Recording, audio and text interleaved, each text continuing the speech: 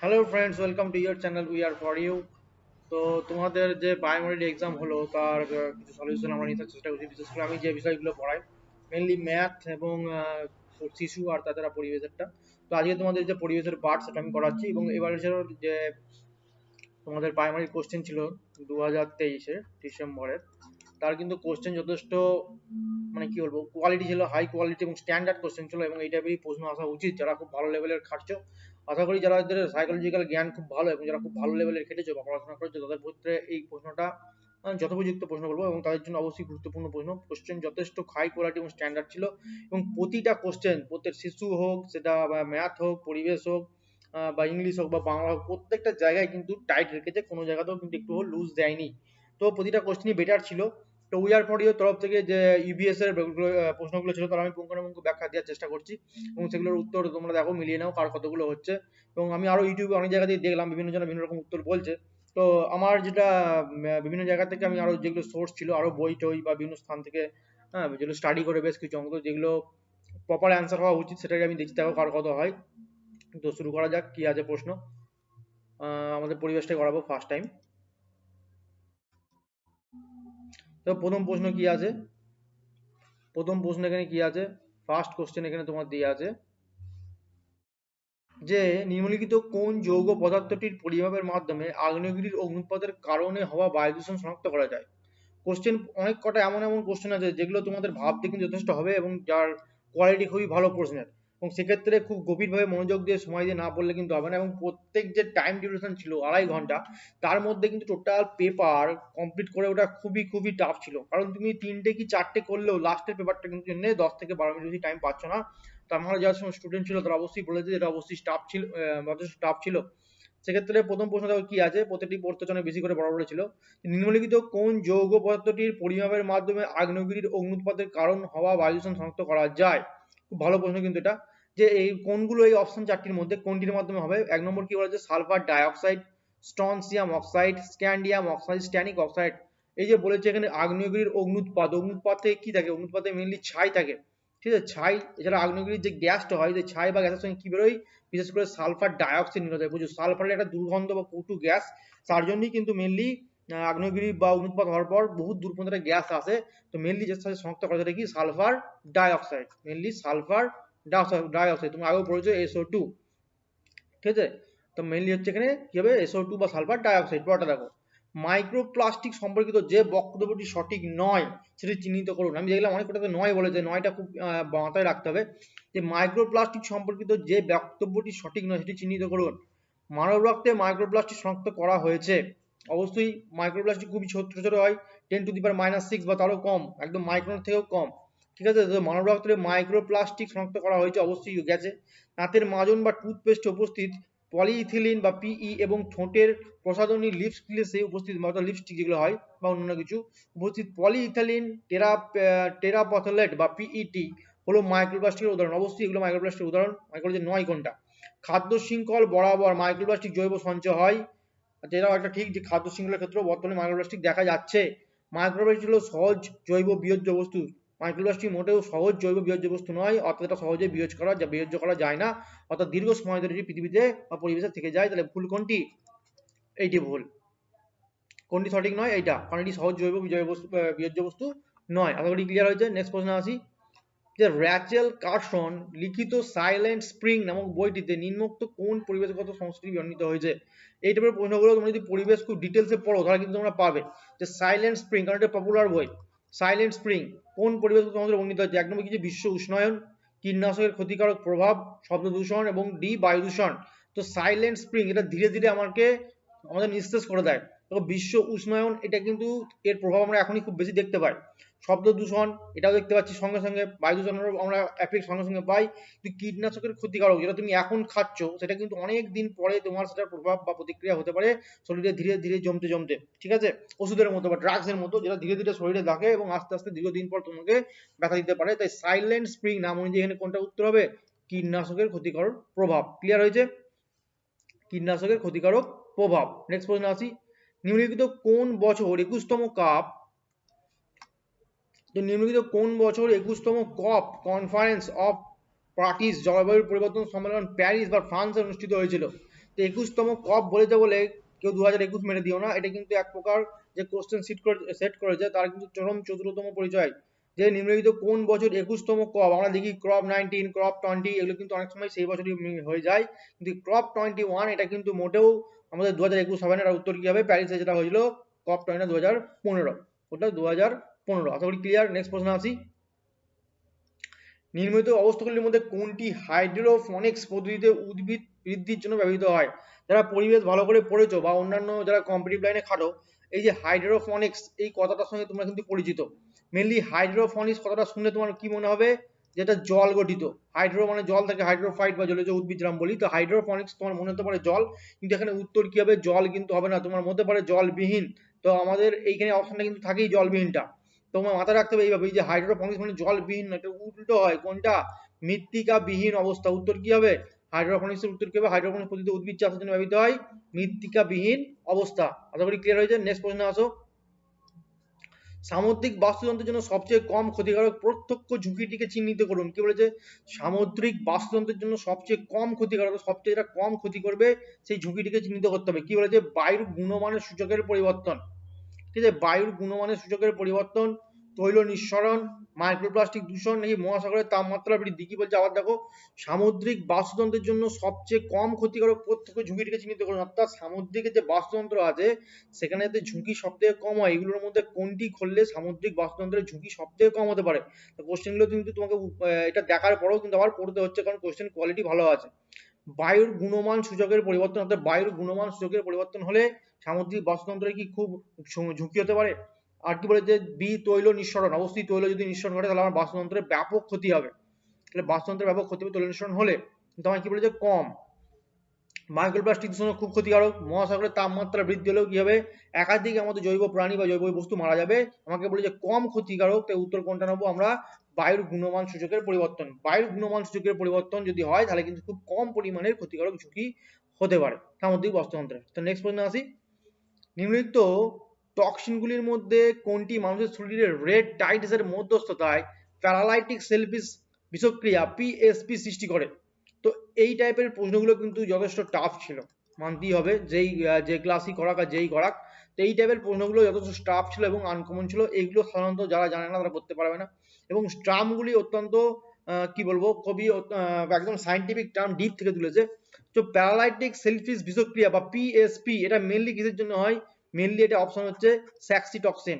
Mainly হবে এটা স্যাক্সিটক্সিন। Next প্রশ্নে আসি। 2021-22 আর্থিক বছরে ভারতের জনপ্রতি পার ক্যাপিটা ব্যবহৃত বিদ্যুতের পরিমাণ কত ছিল? এটার কারেন্ট অ্যাফেয়ার্সের মধ্যে দিয়েছে 2021-22 যে আর্থিক বছরে ভারতীয় জনপ্রতি প্যারা ক্যাপিটা ব্যবহৃত বৈদ্যুতের পরিমাণ কত ছিল? 800 কিলোওয়াট পার আওয়ার, নাকি 555 kilowatt per hour, 950 kilowatt per hour, আর 1255 কিলোওয়াট পার আওয়ার। ঠিক আছে, অ্যাকচুয়ালি মেনলি কি হয়? মেনলি 1000 ওয়াটে কি হয়? মেনলি 1000 ওয়াটে হয় 1 কিলোওয়াট। ঠিক আছে, 1000 ওয়াটে হয় 1 কিলোওয়াট। এখানে উত্তর কোনটা হবে? সারা বছরে যথেষ্ট আমাদের প্রয়োজন পড়ে, সব থেকে বেশি কোনটা আছে এখানে? 1255। এটাই কিন্তু উত্তর, 1255 কিলোওয়াট পার আওয়ার 2021-22 আর্থিক বছরে ভারতের জনপ্রতি ব্যবহৃত বিদ্যুতের পরিমাণ ছিল। নেক্সট প্রশ্নে আসি। যে মানবজাতির কার্যকলাপের ফলে সৃষ্ট জৈব প্রজাতির বৈচিত্র্যের হ্রাসপ্রাপ্তির অবিরত ঘটনা বা ষষ্ঠ গৌণ জীব বিলুপ্তি বলে পরিচিত। ভালো করে আবার পড়ো। মানবজাতির কার্যকলাপের ফলে সৃষ্ট জৈব প্রজাতি বৈচিত্র্যের হ্রাসপ্রাপ্তি অবিরত ঘটনা, অর্থাৎ কি হচ্ছে? মানবজাতির কার্যকলাপের ফলে যে জৈব প্রজাতি বা বৈচিত্র্য রয়েছে আমাদের বাস্তুতন্ত্রে সেগুলো অবিরত হ্রাস পাচ্ছে। এটাকে কি বলে পরিচিত হয়? এটি ষষ্ঠ গৌণ জীব বিলুপ্তি বলে পরিচিত হয়, কারণ মানবের দ্বারা বিভিন্ন রকম জৈব জীব বিলুপ্ত হয়ে যাচ্ছে, তাই তাকে কি বলা হচ্ছে? ষষ্ঠ গৌণ জৈব বিলুপ্তি। তা যে ঘটনাটির প্রত্যক্ষ প্রভাবের ফলে ঘটে না, আবার কি বলেছে? ঘটে না, তাই তো? কি বলেছে? ঘটে না, সেটি চিহ্নিত করুন। কি বলছে? ক্ষতিকারক রাসায়নিকের কারণে দূষণ। তাই ক্ষতিকারক রাসায়নিকের কারণে দূষণের ফলে কি ঘটতে পারে? আমাদের কিন্তু আমরা যে ক্ষতিকারক রাসায়নিক দূষণগুলো করি তার মাধ্যমে কি হতে পারে? জৈব প্রজাতি বা বৈচিত্র্য হ্রাসপ্রাপ্তি ঘটতে পারে। বিশ্ব উষ্ণায়ন, এর ফলেও কি হয়? এর ফলেও কিন্তু আমাদের বিশ্ব উষ্ণায়নের কারণে জৈব প্রজাতির হ্রাসপ্রাপ্তি ঘটছে। আর কি হতে পারে? প্রজাতির জন্মহার কমে যাওয়া, প্রাকৃতিক বাসস্থানের বিনাশ। তাহলে প্রাকৃতিক বাসস্থানের যদি আমরা বিনাশ করি তাহলেও কিন্তু কমে যাবে। কিন্তু আমায় কি বলেছে? প্রভাবের ফলে ঘটে না কোনটি? অর্থাৎ প্রজাতির জন্মহার কমে যাওয়া, এই ক্ষেত্রে কিন্তু মানুষের কোনো হাত নেই। অর্থাৎ প্রজাতির জন্মহার কমে যাওয়ার ক্ষেত্রে যে জৈব ষষ্ঠ অণুজীবী বিলুপ্তি বলে পরিচিত, তা যে ঘটনাটি প্রত্যক্ষ বলে ঘটে, সেই ঘটনা কোনটির কারণে? প্রজাতির জন্মহার কমে যাওয়া, কিন্তু কোন সাপেক্ষে? মানব জাতির কার্যকলাপের সাপেক্ষে। অর্থাৎ প্রজাতির জন্মহার কমে যায় কিন্তু মানব জাতির কোনো কার্যকলাপ নেই, বাকি তিনটে কিন্তু মানব জাতির কার্যকলাপের ফলে ঘটে। তাই কোশ্চেনটা খুবই ভালো ছিল এবং কোয়ালিটি কোশ্চেন ছিল, এরকম প্রত্যেকটা কোশ্চেনই আছে। নিম্নোক্ত প্রাণীগুলির মধ্যে কোনটি বেন্থিক বা অমেরুদণ্ডী প্রাণী? তো একটা মানে নাকি নেকটন আর একটা কি বেন্থিস। নেকটন মানে যারা জলের উপরে থাকে, আর বেন্থিস জলের নিচে যারা থাকে। তো ছোট হাঙর বলে যে অমেরুদণ্ডী, যাদের হাড় নেই গো। ছোট হাঙর মানে কি তরুণাস্থিযুক্ত মাছ, তাদের হাড় আছে। ফ্ল্যাট ফিশ কেমন হয়? এমন হয় আর তার পাশে এইভাবে কিন্তু থাকে, তার মাছগুলো লম্বা লম্বা হয়, উড়ে উড়ে চলে। তাহলে এই যে সিডডানা, এটাও কি একটা ফ্ল্যাট ফিশের আমাদের একটা কি মেরুদণ্ড আছে। আর একটা কি আছে? Sea horse. দেখবে সি হর্স এরম টাইপের অনেকটা দেখতে হয়, ঘোড়ার মতো, এরও কিন্তু লম্বা মেরুদণ্ড মতো আছে। কিন্তু সি অ্যানিমেনা এর কোন রকম হাড় নেই। সি অ্যানিমেনা একদমই একটা মসৃণ টাইপের এলোমেলো একটা জীব, যেটা সমুদ্রের নিচেই ঘুরে বেড়ায়। তাহলে এটা কি? এর কোন রকম কিন্তু তোমার হাড় নেই। তোমরা এইভাবে অপশন এলিমিনেট করে উত্তর কিন্তু করতে পারতে। ক্লিয়ার হয়েছে? নেক্সট প্রশ্নে আসি। কয়লা থেকে 1 ইউনিট বিদ্যুৎ উৎপাদন করতে কত পরিমাণ কার্বন ডাই অক্সাইড গ্যাস বায়ুমণ্ডলে নিঃসরিত হয়? খুব ভালো প্রশ্ন। যে আমাকে বলছে কি কয়লা থেকে যদি 1 ইউনিট আমি বিদ্যুৎ উৎপন্ন করতে যাই, তাহলে কত পরিমাণ কার্বন ডাই অক্সাইড গ্যাস বায়ুমণ্ডলে নিঃসরিত হবে? কি বলেছে? 0.91 থেকে 0.95 পাউন্ড, 0.01 থেকে 0.02 পাউন্ড, নাকি 2 থেকে 3 পাউন্ড, নাকি 8 থেকে 10 পাউন্ড। মেনলি 100 পাউন্ডে যখনই যাবে 0.0 বা 1.0 ধরে 1 পাউন্ড ধরে নাই, সেখানে উত্তর কোনটা হবে? যে 1 ইউনিট বিদ্যুৎ উৎপন্ন করতে কত পরিমাণ কার্বন ডাই অক্সাইড নির্গত হয়? 2 থেকে 3 পাউন্ড। মেনলি 2 থেকে 3 পাউন্ড কিন্তু নির্গত হয়। ক্লিয়ার হয়েছে? নেক্সট প্রশ্নে আসি। যে কার্বন মনোক্সাইড বা সিও এটি কি ধরনের গ্যাস? সিও একটি গ্রিনহাউস গ্যাস? অবশ্যই কিন্তু নয়। CO2 এটা গ্রিনহাউস গ্যাসের মধ্যে পড়ে, কিন্তু সিও কিন্তু গ্রিনহাউস গ্যাস নয়। এটি পলিসাইক্লিক অ্যারোমেটিক হাইড্রোকার্বন? এটাও নয়। পলিসাইক্লিক অ্যারোমেটিক হাইড্রোকার্বন মেনলি অন্য ক্ষেত্রে হইতে হয়, সেগুলো হচ্ছে কোন ক্ষেত্রে? মেনলি পলিসাইক্লিক অ্যারোমেটিক হাইড্রোকার্বন যখন তোমাদের মহাকাশে বিভিন্ন কিছু জিনিস পাঠায়, সেক্ষেত্রেও কিন্তু পলিসাইক্লিক অ্যারোমেটিক হাইড্রোকার্বনের প্রয়োজন পড়ে। এয়ার কোয়ালিটি ইন্ডেক্স বা AQI, অবশ্যই AQI এখানে কিন্তু CO এর ব্যবহার হয়। AQI এর ক্ষেত্রে কিন্তু CO এর ব্যবহার হয়। তাহলে কার্বন মনোক্সাইড মেনলি কোনটা কাজে লাগবে? Air quality index. এটি উদ্বায়ী জৈব যৌগ নয়, মোটেই কার্বন মনোক্সাইড জৈব যৌগ নয়, তাই 4ও হবে না। তাহলে শুধু 3 কোনটা দেখো, শুধুমাত্র 3 অপশন সি আছে। তাহলে 132 এর কি হবে? 132 এর সি। নেক্সট প্রশ্ন আসি। নিম্নলিখিত রাসায়নিকগুলির মধ্যে কোন রাসায়নিকটি সবুজ দ্রাবক হিসেবে বিবেচনা করা যেতে পারে? সবুজ দ্রাবক কোনটি? ক্লোরোফ্লুরোকার্বন বা CFC মোটেই সবুজ নয়। বেনজিনের মধ্যে সবুজের কিছু অংশ থাকলেও সেটি পুরোপুরি কিন্তু সবুজ দ্রাবক নয়, সেটা দ্রাবক হিসেবে কাজ করে। এটা কি অ্যান্থ্রোসিন হবে না। কোনটা হবে? Super critical carbon die oxide. Super critical carbon die oxide কিন্তু আমাদের সবুজ দ্রাবক রূপে বিবেচনা করা যায়। তো এইটাও একটা কিন্তু খুব ভালো একটা কোশ্চেন ছিল, কারণ এই টাইপের কোশ্চেন গুলো কিন্তু খুব সহজে আমরা বুঝতে পারি না। নেক্সট প্রশ্ন আসি। নিরক্ষীয় বিষুবীয় প্রশান্ত মহাসাগরে সংঘটিত এনসো বা এল নিনো। দেখো এই যে এল নিনোটা দিয়ে দিয়েছে, এটাই কিন্তু তোমার ক্লু পড়াশোনা করার জন্য বা উত্তর করার জন্য। তোমরা জানো লা নিনো একটা আছে। লা নিনো হলে কি হয়? লা নিনো হলে কিন্তু আমাদের ভারতবর্ষে ভালো বর্ষা হয়। তো বর্ষা হলে আমাদের কি উষ্ণতা কিন্তু এই সময় কম থাকে, কোনটার ক্ষেত্রে? লা নিনোর ক্ষেত্রে।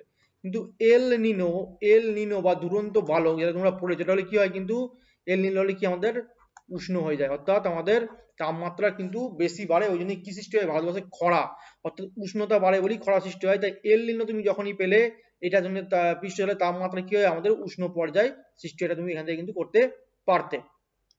নেক্সট প্রশ্ন আসি। যে নিম্নলিখিত ব্যবস্থাপনাগুলির কোনটি বজ্রজল থেকে জৈব পদার্থ অপসারণ করা হয়?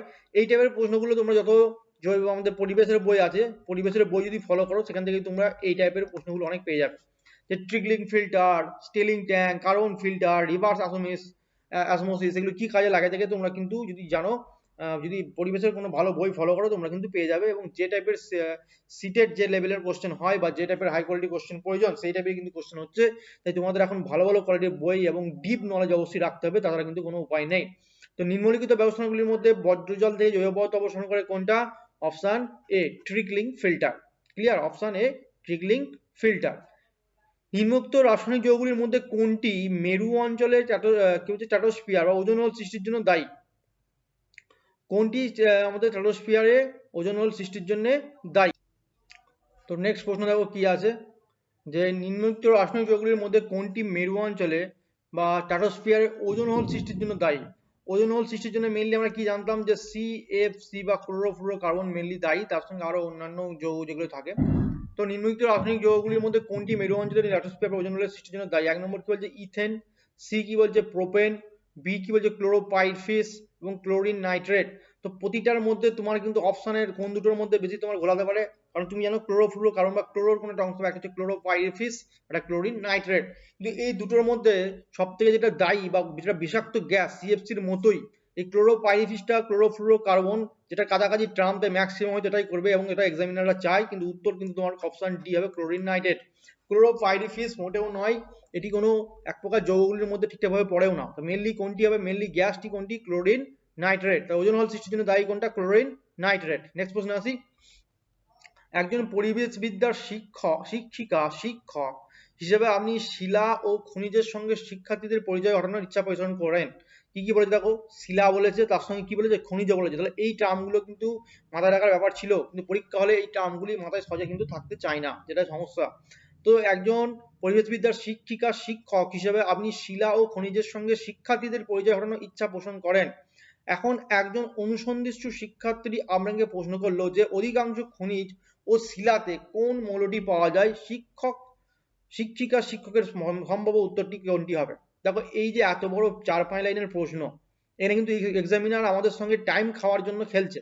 মেইনলি এখানে প্রশ্নটা কি হয়ে যায় যে শিলা ও খনিজের, এখানে যেমন বলা যেতে পারে যে অধিকাংশ খনিজ শিলাতে কোন মৌলটি পাওয়া যায়, মেইন তো প্রশ্ন এটাই যে অধিকাংশ খনিজ শিলাতে কোন মৌলটি পাওয়া যায়, এইটুকুই কিন্তু মেইনলি প্রশ্ন। এই এক লাইনের এইটুকু প্রশ্ন কিন্তু যে আমাদের যে কোশ্চেন সেট করেছেন, তিনি কি করেছেন যে একজন পরিবেশবিদ্যার শিক্ষক হিসেবে আপনি শিলা ও খনিজের সঙ্গে শিক্ষার্থীদের পরিচয় ঘটানোর ইচ্ছা পোষণ করেন।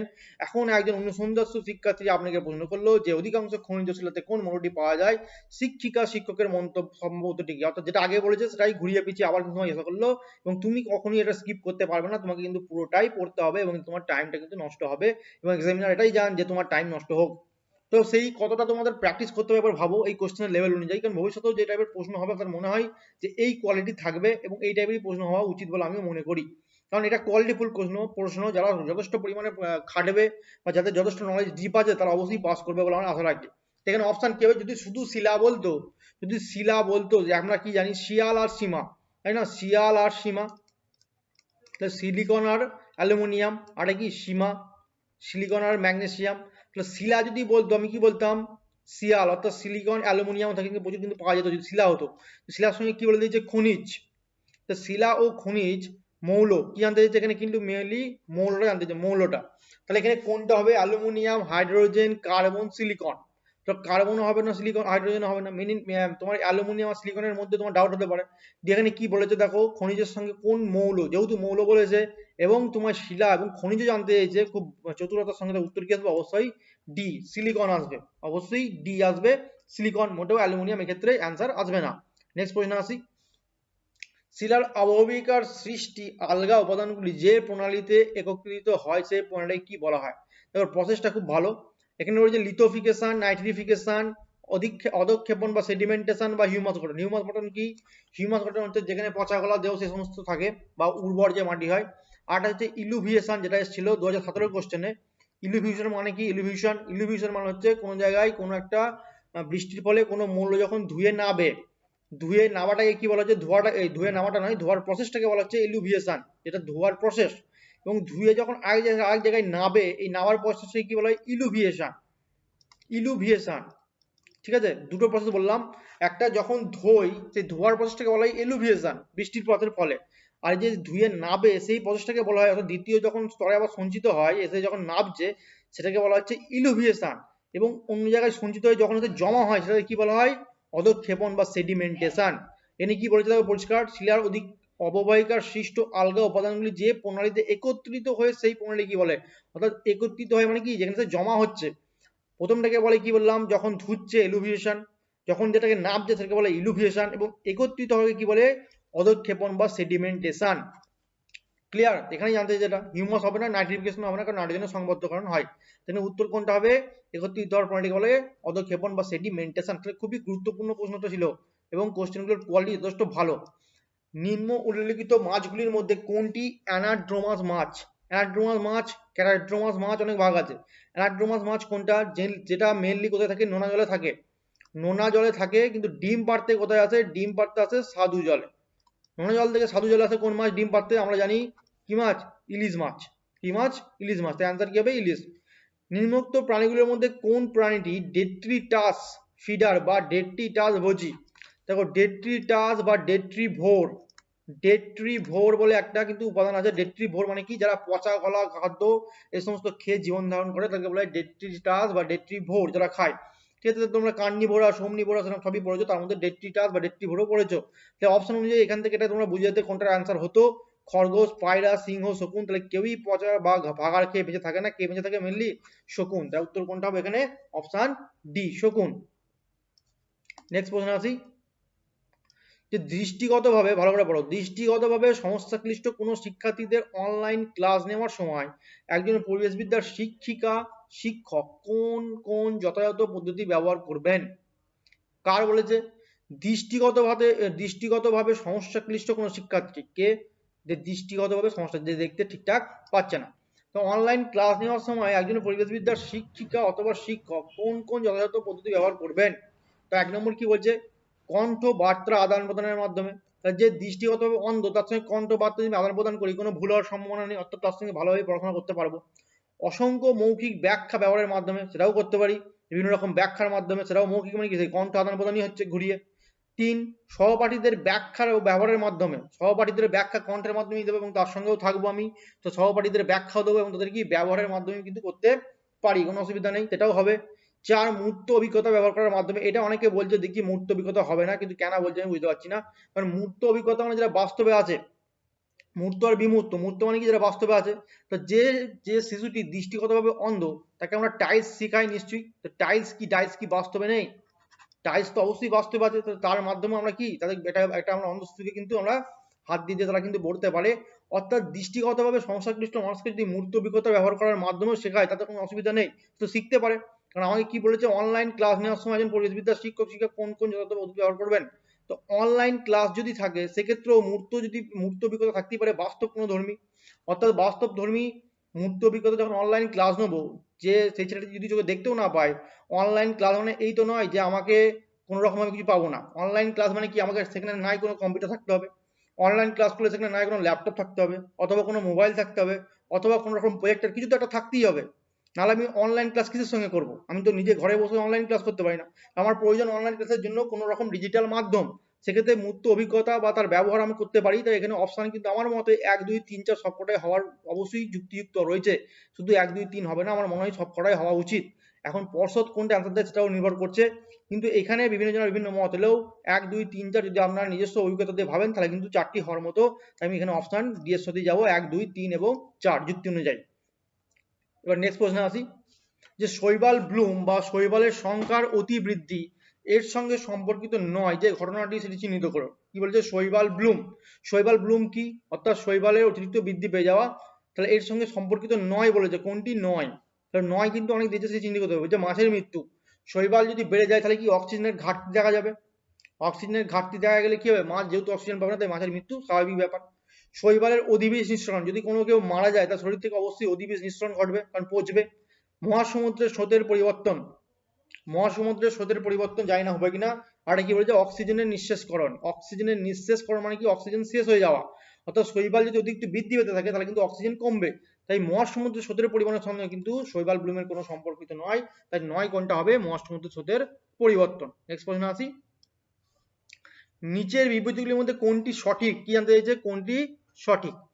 প্রাণীদের পরিযান পরিবেশের তাপমাত্রার সঙ্গে সম্পর্কিত নয়, কি বলেছে, এটা কি সঠিক? এটা কি সঠিক? প্রাণীদের পরিযান পরিবেশের তাপমাত্রার সঙ্গে সম্পর্কিত নয়, আমাকে বলেছে কোনটি সঠিক বার করতে।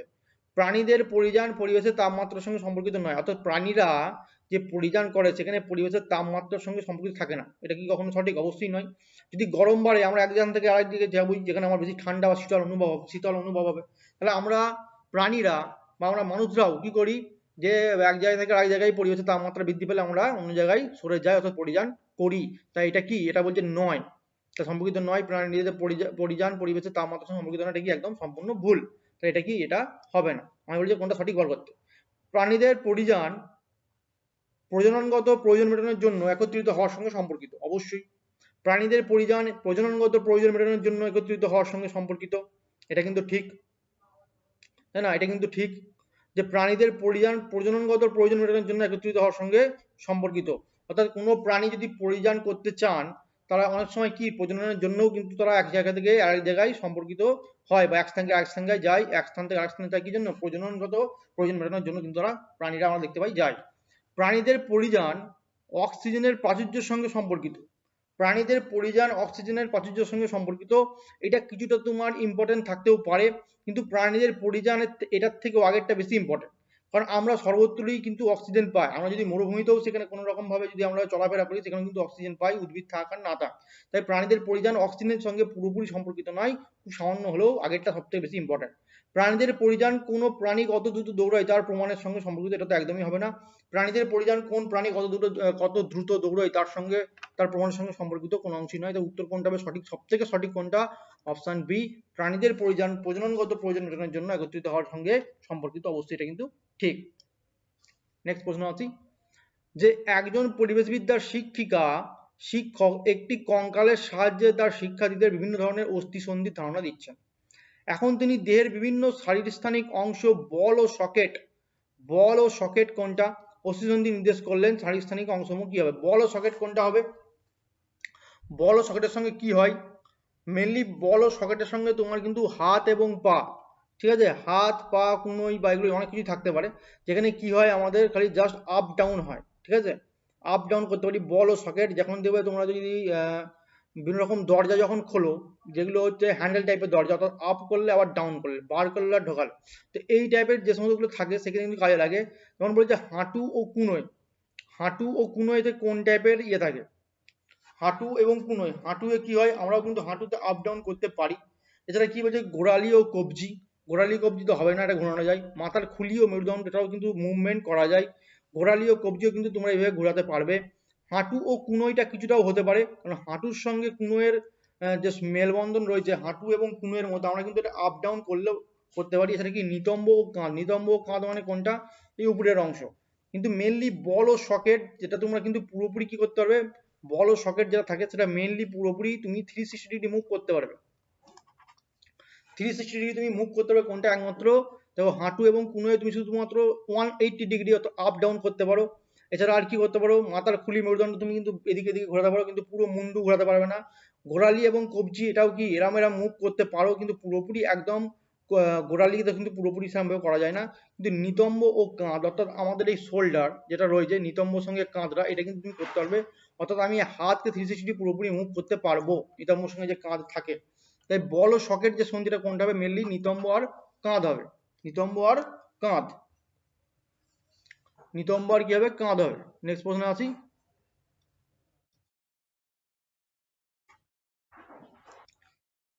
পরের প্রশ্নে আসি, দেখো বলছে ভিন্ন প্রজাতি থেকে প্রবর্তিত জিন ধারণকারী প্রাণী এবং উদ্ভিদকে কি বলা হয়? কি বলেছে? মেনলি ভিন্ন প্রজাতি থেকে প্রবর্তিত জিন। এই যে জিন কথাটা আছে, জিন মানে আমাদের যে শরীরে থাকে, ধারণকারী প্রাণী এবং উদ্ভিদকে বলা হয় কি? সংকর, প্লাজমিড, ট্রান্সজেনিক না আংশিক সংকর। তো জিন, জিন ধারণকারী প্রাণী বা কি বলা হয়? এটাকে বলা হয় ট্রান্সজেনিক। জিন যেখানে থাকে মেনলি কিন্তু কি থাকে? ট্রান্সজেনিক থাকে, ঠিক আছে। নেক্সট প্রশ্নে আসি। নিচের বাক্যগুলি পড়ুন এবং সঠিক বিকল্পটি বেছে নিন। কি বলেছে? বিবৃতি এ, প্রাথমিক স্তরে পরিবেশবিদ্যায় বিষয়ের পরিবর্তে ভাবমূল সন্নিবেশিত হয়েছে। কি বলছে? প্রাথমিক স্তরে পরিবেশবিদ্যায় বিষয়ের পরিবর্তে ভাবমূল সন্নিবেশিত হয়েছে, ঠিক আছে। ভাবমূল নির্ভর পরিবেশবিদ্যার শিখন বিষয়ভিত্তিক ব্যবধানকে অতিক্রম করতে সাহায্য করে এবং সমন্বয় ধারণাকে এগিয়ে নিয়ে যেতে সাহায্য করে, যা বিষয়ের সাপেক্ষে শিক্ষিকা, শিক্ষক এবং শিক্ষার্থীর কাছে হয়তো হয়। ঠিকঠাক আছে একদম। এ হলো মিথ্যা কিন্তু আর হলো সত্য বিবৃতি। এ এবং আর উভয় সত্য এবং আর হলো এর ব্যাখ্যা। এ এবং আর উভয় সত্য, আর এর ব্যাখ্যা নয়। এ হলো সত্য কিন্তু আর হলো মিথ্যা। তাহলে এখানে যেটা তোমরা পড়লে, এখানে কিন্তু বিবৃতি এ অবশ্যই সত্য কথা, এবং এর উপযুক্ত যুক্তি অবশ্যই, এটা তুমি ভালো করে যদি পড়ো তাহলে কি একদম পরিষ্কার বোঝা যাবে যে এর অবশ্যই গুরুত্বপূর্ণ যুক্তি এখানে বলা আছে। কারণ বলছে ভাবমূল নির্ভর পরিবেশবিদ্যার শিখন বিষয়ভিত্তিক ব্যবধানকে অতিক্রম করতে সাহায্য করে অবশ্যই, এবং সমন্বয়ী ধারণাকে এগিয়ে নিয়ে যেতে কিন্তু সাহায্য করে, এটা একদম উপযুক্ত কথা। তো অপশন কোনটা হবে? অপশন বি, এ এবং আর উভয় সত্য এবং আর হলো এর উপযুক্ত ব্যাখ্যা। নেক্সট প্রশ্ন আসি।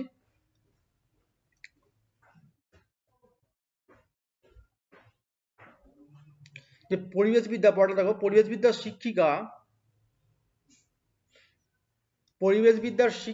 শিক্ষক হিসেবে আপনি সুন্দারল্যান্ড জীববৈচিত্র্যর হটস্পটের কোনো একটি অঞ্চলে একটি ক্ষেত্র ভ্রমণ সংগঠিত করেন। কোথায়? সুন্দারল্যান্ড, ঠিক আছে। এবং সেখানকার বিভিন্ন উদ্ভিদ ও প্রাণী নিয়ে আলোচনা করলেন। এখন শিক্ষার্থী নিজেদের মধ্যে পারস্পরিক মত বিনিময় করলো ও শিখন ঘাটতি কমাতে পারলো। সুন্দারল্যান্ড হটস্পট বিষয়ে নিজের কোনটি সঠিক? তো সুন্দারল্যান্ড কি বলেছে? এটা কিন্তু সুন্দারল্যান্ড কোথায় অবস্থিত? সুন্দারল্যান্ড কিন্তু একটি বড় দ্বীপ, যেটি কোথায় অবস্থিত? জীববৈচিত্র্য হটস্পট। এটি কিন্তু টায়ানমার পেরিয়ে গিয়ে একদম ইন্দোনেশিয়া বা হল্যান্ড, ওই ইন্দোনেশিয়ার আশেপাশে একটা দেশ, সেখানে কিন্তু অবস্থিত কি? সুন্দারল্যান্ড, এগুলো আয়ারল্যান্ড বা দ্বীপ। তো এইখানে কিন্তু অনেকে সুন্দারল্যান্ড মনে করে, অনেকে আন্দামান নিকোবর বা মেনলি লাক্ষাদ্বীপ বা আশেপাশে এই সমস্ত কোনো জায়গা ভেবেছিল। তো মেনলি এটা কিন্তু সুন্দারল্যান্ড নয়। সুন্দারল্যান্ড মেনলি কোনটা? মায়ানমার পেরিয়ে গিয়ে ইন্দোনেশিয়া বা আশেপাশের কোনটা একটা দ্বীপকে হচ্ছে সুন্দারল্যান্ড। তো সেইখানে কোন জীববৈচিত্র্য হটস্পট দেখতে পাওয়া যায়? তো ভৌগোলিক অঞ্চলের মধ্যে কি রয়েছে? 1 নম্বর বলছে মিজোরাম। মিজোরামে কি আছে? বলছে অর্কিড এবং ইরাবতী ডলফিন। ইরাবতী ডলফিন আমরা কোথায় দেখতে পাই? মেনলি ইরাবতী ডলফিন কিন্তু আমরা দেখতে পাই উড়িষ্যা হয়তো এই দিকটায়, এছাড়াও আমরা যমুনা নদীতে কিন্তু দেখতে পাই ইরাবতী ডলফিন, তাই মিজোরামে অবশ্যই হবে না। সিকিমে বলছে রোডোডেনড্রন রেড পান্ডা। সিকিমে কিন্তু রেড পান্ডা দেখা যায়। এবার রোডোডেনড্রনটাও অনেক সময় প্রয়োজন পড়ে, কিন্তু এখানে রোডোডেনড্রন সবসময় দেখা যায় না। তামিলনাড়ুতে কিন্তু এলাচ এবং সিংহপুচ্ছ বানর অবশ্যই দেখা যায় না। তো কি বলেছে? নিকোবর দ্বীপপুঞ্জ। তো সুন্দারল্যান্ড হটস্পট বিষয়ে নিজের কোনটি সঠিক? সুন্দারল্যান্ড হটস্পটের মধ্যে নিজের কোনটি সঠিক? কি বলেছে? সুন্দারল্যান্ড হটস্পট বিষয়ে নিজের কোনটি সঠিক? কিন্তু প্রশ্নটা কিন্তু ভালো দিয়েছে। ঘাটতি কমাতে পারলে সুন্দারল্যান্ড হটস্পট বিষয়ে নিজের কোনটি সঠিক? যদি সুন্দারল্যান্ড হটস্পটে বিবেচনা করো, তাহলে কিন্তু তোমার এই রিপ্লেসিয়া এবং ওরাং ওটাং প্রশ্নটার উত্তরটা কিন্তু আসবে। কি বলছি ভালো করে বোঝো, কোশ্চেনটার অ্যান্সার পর্ষদ কি দেয় তার উপর কিন্তু ডিপেন্ড করছে। কেন বলছি? সুন্দারল্যান্ড হটস্পট যেখানে কিন্তু র্যাপ্লেসিয়া দেখা যায়, ওরাং ওটাং দেখা যায় সুন্দারল্যান্ড হটস্পট বিষয়ে। কিন্তু নিকোবর দ্বীপপুঞ্জের যে কথাটা বলছে, নিকোবর দ্বীপপুঞ্জে কিন্তু র্যাপ্লেসিয়া দেখা যায় না। র্যাপ্লেসিয়া মেনলি কোথায় দেখা যায়? ইন্দোনেশিয়ার সাইডে। নিকোবর দ্বীপপুঞ্জে তুমি র্যাপ্লেসিয়া দেখতে পাবে না, ওরাং ওটাং ওটা কিন্তু দেখা যায় না নিকোবর দ্বীপপুঞ্জ। আমি কিন্তু নিকোবর দ্বীপপুঞ্জের কথা বলছি, মোটেও সুন্দারল্যান্ডের কথা বলছি না। কিন্তু এখানে শিক্ষা বিষয়ে আপনি সুন্দারল্যান্ডের বলেছেন জীববৈচিত্র্য, অর্থাৎ সুন্দারল্যান্ড হটস্পট বিষয়ে নিজের কোনটি সঠিক? সুন্দারল্যান্ডে এখানে সবকটাই কি দেখা যায়? কম বেশি সব দেখা যেতে পারে, কিন্তু রেড পান্ডা সুন্দারল্যান্ডে সবসময় কিন্তু দেখা যায় না। কিন্তু আবার সিকিম যদি তুমি ধরো, সিকিমের ক্ষেত্রে কিন্তু রোডোডেনড্রন এবং রেড পান্ডার কম বেশি দেখা যায়, তাই এখানে কিন্তু উত্তর বি হতে পারে। আবার যদি তুমি সুন্দারল্যান্ড সাপেক্ষে উত্তর নাও, তাহলে কিন্তু নিকোবর দ্বীপপুঞ্জ অনুযায়ী কিন্তু উত্তর হবে না, কিন্তু সুন্দারল্যান্ড সাপেক্ষে তোমার র্যাপ্লেসিয়া ওরাং ওটাং হবে যদি সুন্দারল্যান্ড সাপেক্ষে ধরো। কিন্তু সুন্দারল্যান্ডের উপর নির্ভর করে যদি তুমি প্রপার আনসার চাও, এটার দিকে আমি আনসার সবসময় বি এর দিকেই যাবো। কিন্তু সিকিমের ক্ষেত্রে রোডোডেনড্রন এবং রেড পান্ডা কিন্তু অনেকাংশে সঠিক, কারণ নিকোবর দ্বীপপুঞ্জের র্যাপ্লেসিয়া কিন্তু মানে দেখাই যায় না। র্যাপ্লেসিয়া যে পৃথিবীর সব থেকে বড় ফুল, সেই র্যাপ্লেসিয়া মেনলি দেখা যায় ইন্দোনেশিয়ার দিকে। তাই এটার অ্যান্সার কি নেবে পর্ষদ না দিলে কিন্তু পরিষ্কার বোঝা যাবে না। আমি অনেক ইউটিউব দেখলাম যেখানে কিন্তু নিকোবর দ্বীপপুঞ্জের ডাইরেক্ট অ্যান্সার দিয়ে দিচ্ছে। এটা কিন্তু ট্রিকি প্রশ্ন ছিল, কি হিসাবে অ্যান্সার নেবে এখন পর্ষদ সেটা দেখতে হবে। নেক্সট প্রশ্ন আসি। নিম্নত কোন দুটি মস্তিষ্ক কেন্দ্রে মানুষের গ্লোবাল পজিশনিং সিস্টেম বা জিপিএস হিসাবে কাজ করে? ঠিক আছে, কোনটি কাজ করে? কি বলা হচ্ছে? হিপোক্যাম্পাস এবং ইন্টারহিনাল কর্টেক্স, পন্স এবং মেডুলা, অক্সিপিটাল লোব এবং প্যারাইটাল লোব, ফ্রন্টাল লোব এবং সেরিব্রাম। তো মানব শরীরের জিপিএস এখানে কোনটা হবে? 1 নম্বর কি বলছে? হিপোক্যাম্পাস এবং internal cortex, ponds medulla, occipital lobe এবং প্যারাইটাল লোব, ফ্রন্টাল লোব এবং সেরিব্রাম। এখানে কিন্তু অ্যান্সার কোনটা হবে? মেইনলি এখানে অপশন হবে এ, হিপোক্যাম্পাস এবং ইন্টারনাল কর্টেক্স। এটাই কিন্তু মানব মস্তিষ্কের গ্লোবাল পজিশনিং সিস্টেম বা জিপিএস। জিপিএস যেভাবে ট্র্যাক করে সবকিছু, মানব মস্তিষ্ক সবকিছু ট্র্যাক করে কোনটা? হিপোক্যাম্পাস এবং ইন্টারনাল কর্টেক্স। ক্লিয়ার হয়েছে? নেক্সট প্রশ্ন আসি। একজন পরিবেশবিদ্যার শিক্ষক রূপে আপনি বিভিন্ন প্রাণী প্রজাতির বিপন্নতার কারণ নিয়ে একটি বিতর্ক সভার আয়োজন করলেন। শিক্ষার্থীরা তাদের মতামত ব্যক্ত করলো। এখন বিতর্কের উপান্তে কি রয়্যাল বেঙ্গল টাইগার, একশৃঙ্গ গন্ডার, গঙ্গার সূচক, সর্পগন্ধা, মেরু ভাল্লুকের পপুলেশনের সংখ্যা হ্রাসের নির্দিষ্ট কারণ জানা গেল। নিজের কোন অনুমানিক বিকল্প সর্বাধিক প্রযোজ্য? কি কি বলেছে দেখো, কোনটার সঙ্গে করতে হবে। বলেছে 1 নম্বর কি? রয়্যাল বেঙ্গল টাইগার, তারপরে বলেছে একশৃঙ্গ গন্ডার, তারপরে বলেছে গঙ্গার সূচক, তারপরে হচ্ছে সর্পগন্ধা, তারপরে হচ্ছে মেরু ভাল্লুকের পপুলেশন। কোনটা হতে পারে? জলবায়ুর পরিবর্তন, জলবায়ুর পরিবর্তনের সঙ্গে কি রয়্যাল বেঙ্গল টাইগার হ্রাস পায়? পেতে পারে। বিশ্ব উষ্ণায়ন, এটাও পেতে পারে। চোরাই শিকারের জন্য কি গঙ্গার সূচক কমছে? এটা কিন্তু ওটা হতে পারে না। এছাড়া কি বলছে? দূষণের জন্য রয়্যাল বেঙ্গল টাইগার কমতে পারে। অতি ব্যবহার, একশৃঙ্গ গন্ডারের অতিরিক্ত ব্যবহার কমতে পারে। গঙ্গার সূচক, জলবায়ু পরিবর্তন হতে পারে। মেরু ভাল্লুক, বিষ্ণু উষ্ণায়ন, এটাও কিন্তু কম বেশি হতে পারে, কিন্তু বিষ্ণু উষ্ণায়ন যেটা বলেছে সর্বগন্ধের জন্য বলেছে, এটা নাও হতে পারে। নেক্সট আছে কি বলেছে? অতি ব্যবহার। অতি ব্যবহার বাসস্থান ধ্বংস। অতি ব্যবহার কি? রয়্যাল বেঙ্গল টাইগার বর্তমানে অতি ব্যবহার কি হচ্ছে? হতেই পারে, রয়্যাল বেঙ্গল টাইগার ব্যবহার বিভিন্ন জায়গায় কিন্তু ইউজ করা হচ্ছে। বাসস্থান ধ্বংস, একশৃঙ্গ গন্ডারের বাসস্থান কিন্তু ধ্বংস করা হচ্ছে। আর কি হচ্ছে, গঙ্গার শোষক, গঙ্গার শোষক চোরাশিকার, এটা কিন্তু খুব একটা আসবে না, কারণ গঙ্গার শোষক চোরাশিকার খুব একটা গ্রহণ কিন্তু করে না। পরেরটা আসি, বাসস্থান ধ্বংস। বাসস্থান ধ্বংসের জন্য কিন্তু রয়্যাল বেঙ্গল টাইগার ব্যাপক পরিমাণে ক্ষতিগ্রস্ত হয় আমাদের সুন্দরবন এলাকায়। বাসস্থান ক্রমশ ধ্বংস হচ্ছে বলেই রয়্যাল বেঙ্গল টাইগার কিন্তু এলাকায় বা লোকালয়ে ঢুকে যাচ্ছে। চোরাশিকার, একশৃঙ্গ গন্ডার, অবশ্যই চোরাশিকারদের কারণে একশৃঙ্গ গন্ডার কমছে, কারণ চোরাশিকার গন্ডার যেখানে একবার মলত্যাগ করতে সেখানে আবার ঘুরে আবার মলত্যাগ করতে আসে, এই কারণে কিন্তু চোরাশিকাররা একশৃঙ্গ গন্ডারকে মানে মানে মারার জন্য খুব এটা একটা মানে গন্ডার শিকারের জন্য চোরাশিকাররা কিন্তু সেই স্থানে বসে থাকে, তাই একটা খুব বড় উদাহরণ বলা যেতে পারে। গঙ্গার শোষক, দূষণের কারণে গঙ্গার শোষক অবশ্যই শেষ হয়ে যাচ্ছে। সর্বগন্ধা, অতিরিক্ত ব্যবহার, কি কাজে ব্যবহার করা হয়, বিভিন্ন রকম রোগের নিয়ন্ত্রণে কিন্তু সর্বগন্ধা ব্যাপকভাবে ব্যবহার করা হয়, তাই এটাও কিন্তু ভালো রকম মিলছে।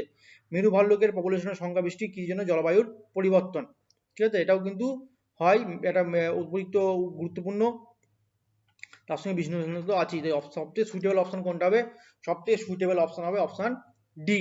নেক্সট প্রশ্ন আসি, নিম্নলিখিত কোনটি ভারতের প্রথম বায়োস্ফিয়ার রিজার্ভ? দেখো এটা কিন্তু অনেকই কমন প্রশ্ন, যারা কম্পিটিভ লাইনে খাটো বা নর্মালি পড়াশোনা করছো পরিবেশ নিয়েও, যে কোনটি ভারতের প্রথম biosphere reserve? Sundarban biosphere reserve, great Nicobar biosphere reserve, Nilgiri biosphere reserve, নাকি পান্না বায়োস্ফিয়ার রিজার্ভ? অপশন কি হবে? অপশন অবশ্যই সি হবে, নীলগিরি বা ব্লু মাউন্টেন বায়োস্ফিয়ার রিজার্ভ, এটা কিন্তু ভারতের প্রথম বায়োস্ফিয়ার রিজার্ভ।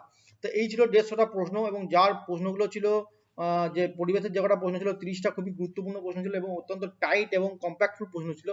তো কার কত হলো এবং তার কেমন কি হলো, কোনো সমস্যা থাকলে অবশ্যই গ্রুপে জানাও, এবং আশা করবো কার কতগুলো হলো একটু দেখে নাও, এবং অবশ্যই কমেন্ট সেকশনে জানাও কার কেমন পরীক্ষা হচ্ছে বলবে, এবং কোন টাইপের পরীক্ষা কোশ্চেন আসতে পারে তোমরা অবশ্যই বুঝে যাচ্ছ যে প্রশ্নের কোয়ালিটি কি আসছে। 30-এ কার কত হলো আমাকে অবশ্যই বলবে, এবং আমি দেখছি কি করা যায় আরো। তো সবাই ভালো থেকো, সুখে থেকো, ধন্যবাদ।